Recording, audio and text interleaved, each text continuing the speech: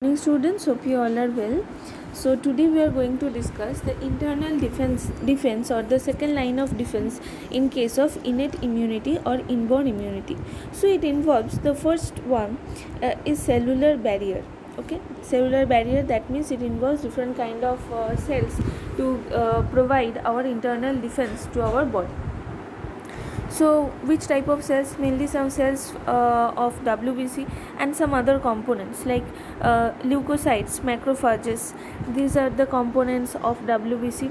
Next is inflammatory reactions. Some inflammatory reactions occur if any bite of the insect or any kind of cut or something. Next is fever and complement system, and also at last the interferons. So these are the body's cellular barriers. Okay, so let's see how these cellular barriers defend our provide defense to our body. So first is the leukocyte, that is a part of the white blood cell. Okay, so they make our survival possible in daily war against infection, means daily. So in case of any infection, the number of leukocyte increases. Okay, and they move out or creep out from the capillaries from the intercellular space by the process of diapedesis. I think this one you have already read in class 10, that if there is any infection or if any pathogen attack our body, then leukocytes move out, means the number of leukocytes will increase in our body, and leukocyte move out from the capillaries and comes in the intercellular spaces by the process of diapedesis. So the rise in leukocyte or the rise in WBC count is called leukocytosis. Leukocytosis means when the number of leukocyte increase in our body. So leukocytes are of two types, neutrophil and monocyte. Okay, so first is neutrophil. So neutrophil are also known as PMNL, that means polymorph nuclear leukocytes. Polymorph nuclear leukocytes. Polymorph nuclear leukocytes. So they came out of the blood capillaries and they reach where the infection occur, means at the site of infection, and they are the most common or abundant phagocytic leukocytes. Next is monocytes. So they are motile in nature,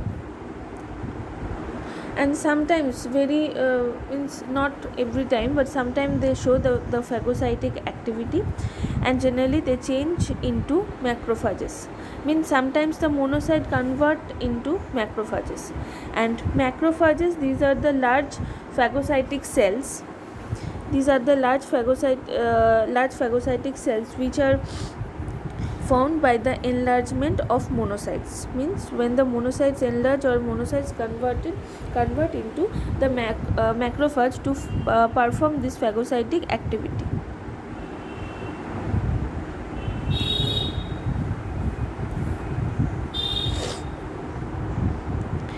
Okay, so that is the phagocytosis of neutrophil. As you can see, the first one, that is the neutrophil cell. The bacteria is attacking the neutrophil cells. It is recognized by the receptors that present on the surface of the bacteria and also on the surface of the neutrophil. So they recognize the bacteria, and after that the invagination of their cell membrane, and they engulfing the bacteria inside their body. And after that, in the number C, you can see the bacterial parasite or the bacteria or the germs are present inside the neutrophil, and after that, with the digestive enzyme or with the lytic enzymes, they break down the bacteria and release them into the intracellular part.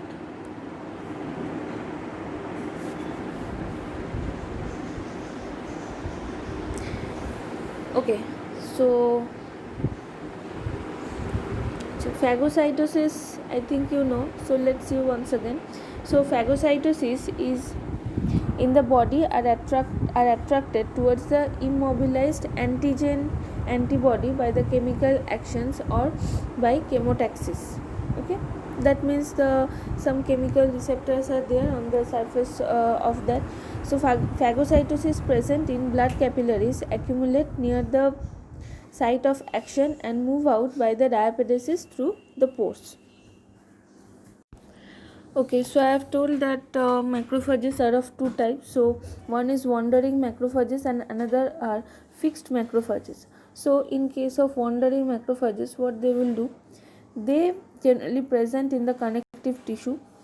So connective tissue is present throughout our body, so they are present throughout our body, and they reach the site of infection and dispose of the microbes. Okay, and next is means they can move, these macrophages can move. And next macrophage, that is fixed macrophages. So these are located in the lining of our blood and the lymphatic capillaries. Okay, so these mixed macrophages, they are present in the outer lining of the of our blood and the lymphatic capillaries, in the lymph node, spleen, liver and bone marrow. Okay, lymph node, spleen, liver and bone marrow. So they can hold or they can catch the dead cells or the microbes from the blood and lymph. Means when these dead cells or these microbes are passing through the blood, they can catch and hold these dead cells and microbes from the blood and lymph. The wandering and the fixed macrophages together form the reticuloendothelial system, RES, that is the reticuloendothelial system, and the macrophages of liver sinusoids are known as Kupffer cells. Okay, so which cells are known as Kupffer cells? Macrophages of liver sinusoids are known as Kupffer cells. Okay, next the phagocytes means both the neutrophil and the macrophages. They attack, engulf and eliminate the microbes and the foreign particles from our body. Okay, and the phagocytic cells also eat up the dead tissue cells, and hence they are called the soldiers or the scavengers of the body. That means the phagocytes are known as the soldiers or the scavengers of our body. Why? Because at the site of infection or at the site of attack of the bacteria and the foreign particles, so they engulf and eliminate the microbes or the microorganisms and the foreign particles at any part of our body. And they also digest the dead tissue cells or the cells of bacteria, so that they are known as the soldiers or the scavengers of the body. Okay, so next cell of our internal defense system, that is the NK cells or natural killer cells. Natural killer cells or NK cells. So these are large cytotoxic lymphocytes. They are lymphocytes. Okay, large cytotoxic lymphocytes, they containing the cytoplasmic granules. They kill all the infected and cells with viruses and certain tumor cells. So they can kill the virus cells and some of the tumor cells, obviously not the malignant one, but the normal tumor cells or the benign tumor cells. These natural killer cells or NK cells, they attack the target cell. Target cell means the microbes or the pathogens or the bacteria or viral cell, and they produce perforin. It is a special chemical. They produce perforin which create pores on the cell membrane or the plasma membrane of the target cell. Okay, so whenever they are attacked the target cell, they produce perforin which creates or which form the pores on the surface of the plasma membrane of that particular cell or that cells. So these pores allow water to enter into the target cell, so that the cell becomes swollen, and after some time they will burst. Okay, so next is the inflammatory reactions. Okay, so if there is any injury or burn or the bite of animals occur in our body, that sometimes causes the entry of bacteria, virus, or the fungal spores to enter in our body's tissue. So these are all the damaged cells, or whenever where the injury or burn occurs. So those are the damaged cells. So these damaged cells release a particular substance. Okay, that form the clot formation. Damaged cells release a particular substance which initiate the clot formation. So the clot checks the loss of the blood from the injury. Okay, the foreign matter in the wound produces, foreign matter means all these bacteria and viruses that are present in the wound, that produces a toxic substances, okay, which kill the mast cells. Mast cells also the important cell that also help to kill the bacteria. So when the toxic substances are released from these dead cells, they secrete a toxic substances that kill the mast cell. The killed mast cell release two chemicals, one is histamine and another is prostaglandin. Okay, so killed mast cells release histamine and prostaglandin. So they bring about the inflammatory response, okay, and make the blood capillaries more permeable. So if the blood capillaries will more permeable, then what will happen? More blood flow into the injured area, right? So it makes that area red and warm, and the plasma and the phagocytes come out from the capillaries into the tissue spaces by the process of diapedesis and causing its swelling. And plasma that accumulates at the injured site dilutes the toxin secreted by the bacteria, and phagocytes destroy the invading microorganisms, right? That means at the site of injury, if there is any injury in our body, any bacteria, virus or fungi, they can enter into our body.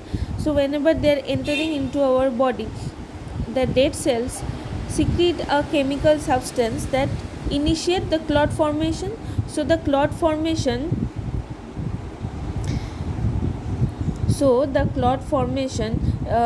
or this foreign particle or the dead cells, they produce a toxic substances that kill the mast cell.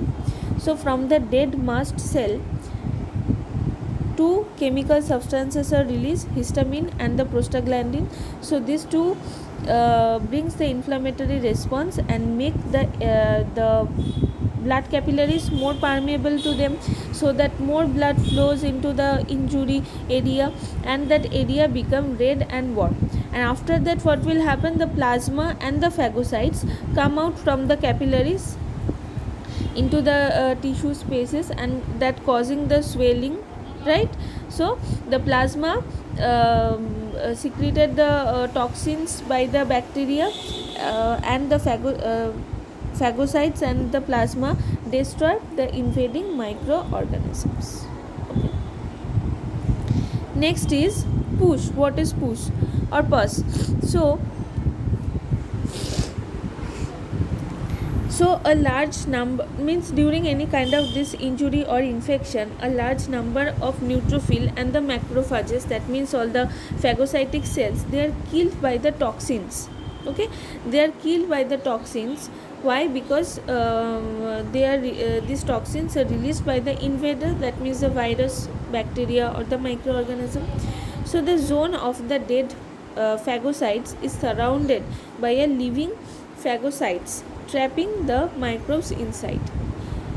So the dead phagocytes also surrounded by a living phagocytes, and it also trap the microbes. Okay, so this prevents the further spreading of the infection. After that, this microbes cannot spread. Okay, the microbes are gradually killed by phagocytes, and the dead phagocytes and the damaged cells accumulate in the form of pus. So the formation of pus is an indication of the infection, of any kind of infection.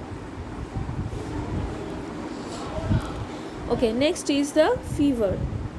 Okay, so the inflammatory effect is of two types. It can be localized or it can be systemic. Okay, so if localized response means it is confined into that site of injury only, or the systemic response, it affects the entire body. Okay, localized means only the site of injury, there is the area become red and warm, or the swelling, or the inflamed at that particular region. But in case of systemic response, it affect our entire body. Okay, so at that time WBC count will increase. So when there is increase in the WBC count in the blood, the temperature also increases at the same time, our body temperature, and that causes fever. So in such condition, what macrophage will do, macrophage release a particular protein, okay, that is endogenous pyrogen. So when enough pyrogens reach to our brain, it instruct our thermostat or our temperature regulating center to reset our body temperature and allowing the body temperature to increase. Okay, so fever is also caused by endotoxin released by the gram negative bacteria. Okay, so fever is caused by the endotoxin released by the gram negative bacteria in our body. Mild fever activates phagocytes. So phagocytes inhibits the growth of pathogen, so that there is no further increase in the body temperature. But if the high body temperature is there, that it inhibits the growth of many pathogens, because in high body temperature the pathogens will die. But very high temperature may be fatal to human beings, and this we have to quickly brought down the body temperature by by giving the temperature fever reducing drug, or by applying cold packs. So fever is also indication of the invading microorganisms and the release of endotoxins. Okay,